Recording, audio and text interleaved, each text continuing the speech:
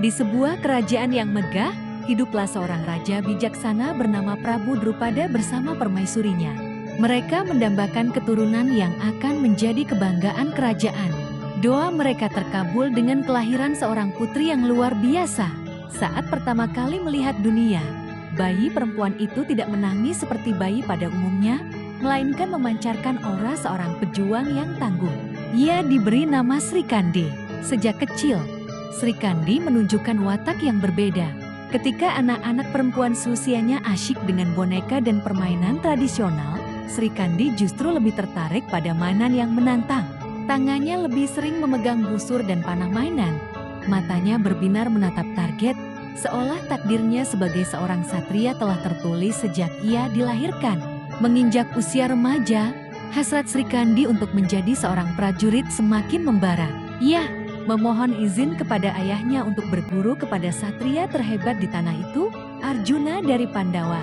Arjuna, yang melihat kesungguhan dan potensi luar biasa dalam diri Sri Kandi, menerimanya sebagai murid. Latihan pun dimulai. Setiap hari, di bawah bimbingan Arjuna, Sri Kandi berlatih dengan tekun dan tanpa kenal lelah. Ia merasakan sakitnya jari yang lecet karena menarik tali busur dan frustrasinya saat anak panah meleset dari sasaran. Namun, ia tidak pernah menyerah. Kegagalan demi kegagalan justru menjadi pemacu semangatnya. Perlahan tapi pasti, kemampuannya meningkat pesat hingga ia menjadi seorang pemanah yang sangat mahir, yang kehebatannya bahkan mulai menyaingi gurunya sendiri. Di tengah ketegangan latihan, benih-benih asmara mulai tumbuh di antara guru dan murid. Ketekunan Sri Kandi memikat hati Arjuna, sementara kebijaksanaan Arjuna menenangkan jiwa Sri Kandi. Hubungan mereka pun berlanjut ke jenjang pernikahan, menyatukan dua jiwa pejuang dalam ikatan cinta yang suci. Takdir pun membawa mereka ke medan perang terakbar, Bharatayuddha. Suasana perang terasa begitu kolosal dan mencekam. Jutaan prajurit dari kedua belah pihak, Pandawa dan Kurawa, berdiri berhadapan, siap mempertaruhkan nyawa demi kemenangan.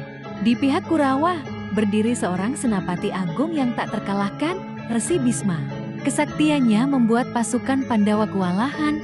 Banyak satria hebat yang gugur di tangannya. Melihat keadaan yang semakin genting, Sri Kandi memutuskan untuk maju. Dengan gagah berani, ia mengendarai keretanya ke garis depan, ditunjuk sebagai senapati tanding bagi Bisma. Saat kereta mereka berhadapan, sebuah bayangan misterius muncul di belakang Sri Kandi. Itu adalah roh Dewi Amba, wanita yang di kehidupan sebelumnya menaruh dendam pada Bisma dan bersumpah akan menuntut balas melalui reinkarnasinya. Kutukan masa lalu kini hadir untuk dituntaskan. Pertarungan sengit pun tak terhindarkan. Dengan keyakinan penuh dan didorong oleh takdirnya, Sri Kandi melepaskan panah pusaka andalannya, Hrusangkali.